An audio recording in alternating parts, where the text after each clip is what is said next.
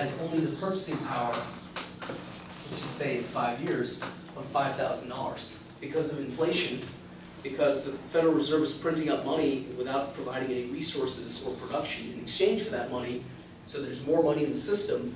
So that which you could have,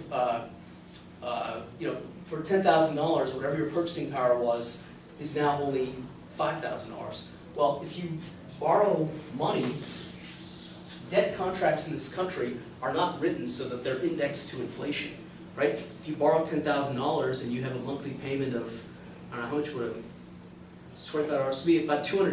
If you borrow $10,000 at 10% for 5 years, your payment would be about $250 a month, roughly. You can do the math, doesn't matter. So, at the end of 5 years, if I pay $250 a month, I will have bought this car for $10,000. But if inflation has eroded the value of that debt, so that that $10,000 doesn't have $10,000 worth of purchasing power, it's really only $5,000 worth of purchasing power, then I basically inflated away that debt. Right? This is a very important concept. Have you guys ever studied hyperinflation, like in South America? Okay. Have you guys heard? Did you guys get? What's that? Germany is one that I Weimar? most about, yeah. Okay. So what they did in Brazil and in many of the countries where you have rampant inflation is that they would actually index their debt contracts to the rate of inflation. Okay, this is very important because we're not doing that now, but we may end up doing that in the future. Okay, $10,000 has an interest rate of 10%. But what if inflation got so bad that instead of a fixed interest rate, they adopted a floating interest rate? What if they said, we're not going to give you $10,000 at 10%, we're going to give you $10,000 at inflation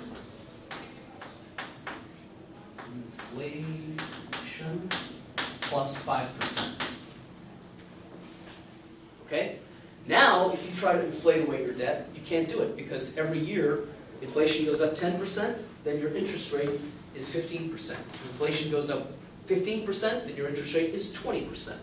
Right? In Brazil, that's how they write debt contracts. Why? Because they also have a fiat currency. They also had a central bank that inflated away their currency, and the people figured out the game that was being played on them, and so they wrote their debt contracts to include basically an index to inflation. And they didn't trust the central government's numbers on inflation. There was a private inflation index that you would index your debt contracts to, and that's the rate that you would have to pay to borrow money, right?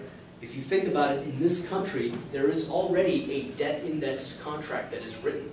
They're called TIPS.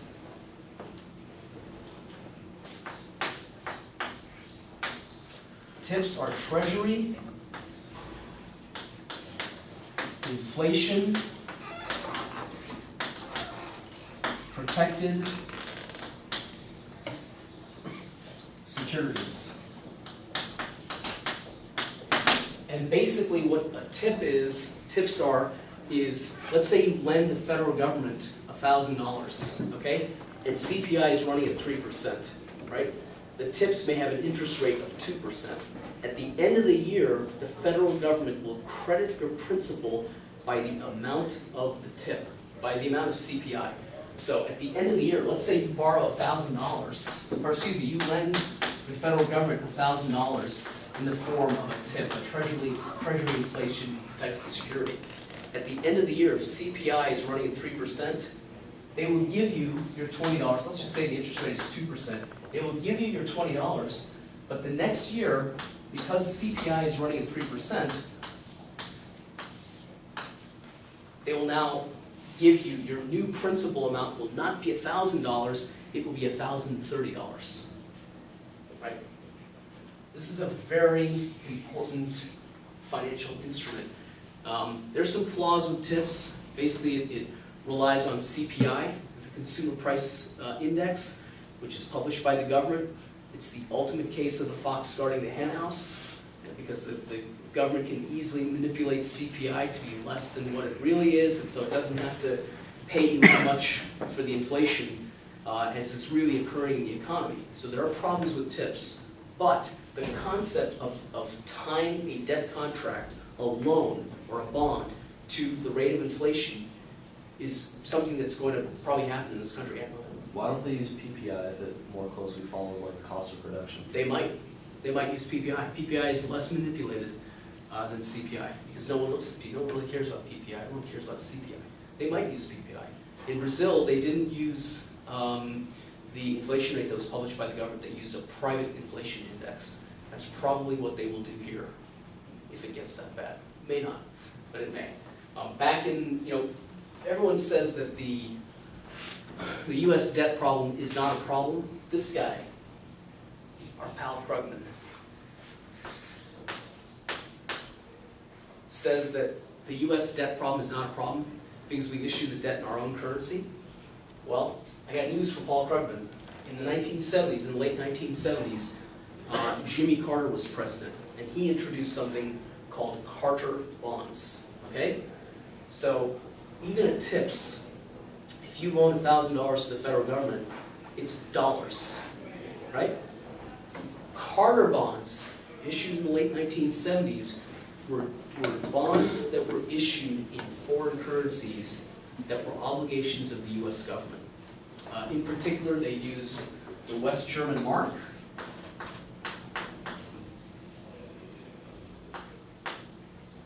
and they used Swiss franc.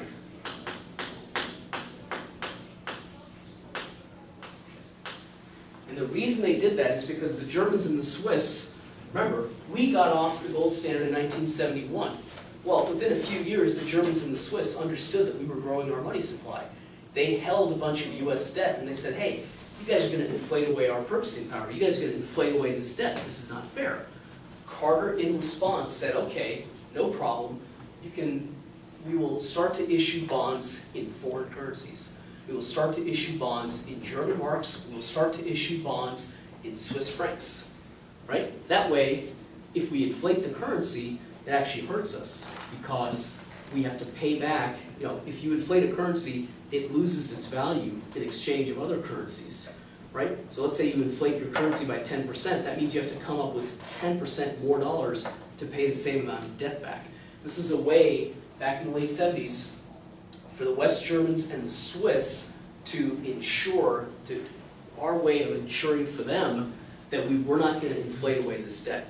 That we were just going to say, okay, we'll pay you back in your own currency. You guys take the inflation risk. We'll take that off the table. Hasn't happened yet, but it may happen in the future. We may see Obama bonds, or whoever takes over for Obama. We may see U.S. debt funded in foreign currency in order to protect them from inflation risk and have them keep buying our debt. Yes, sir. How do these economic theories influence the way that Euro-Pacific Capital and yourself recommends that investors put their money? Right. So basically, Euro-Pacific Capital is a relatively small brokerage company. I think we're about 100 employees now, a couple $1 billion under management. We do not invest in the United States at all. We don't recommend U.S.-based investment. We invest in precious metals, we invest in foreign securities, we invest in foreign bonds, we invest in natural resources like oil, copper, coal, stuff that you can't just print it up, right? You gotta mine it out of the ground. So we invest in hard assets, natural resources, just anything and everything that is not a currency that we cannot get inflated away. There are a couple of foreign governments that are doing a very good job of running their economies, their financial economies. Norway is one of them, Canada's another one, Australia, not too bad. The Brazilians are doing a pretty good job. The New Zealand economy is in relatively good shape. So there are definitely some places around the world where we can find hospitable conditions for investment, but unfortunately not in the United States. Are there any other countries who don't have fiat currency? No, everybody's on a fiat currency right now. 1971, the United States led the way. By 1973, all the currencies were floating. In other words, all the currencies were previously tied to gold. Now none of the currencies are tied to gold. All the currencies are floating. But some countries do a better job of managing their floating currency than others. Canada does a pretty good job. The Norwegians do a pretty good job. The Australians do a pretty good job.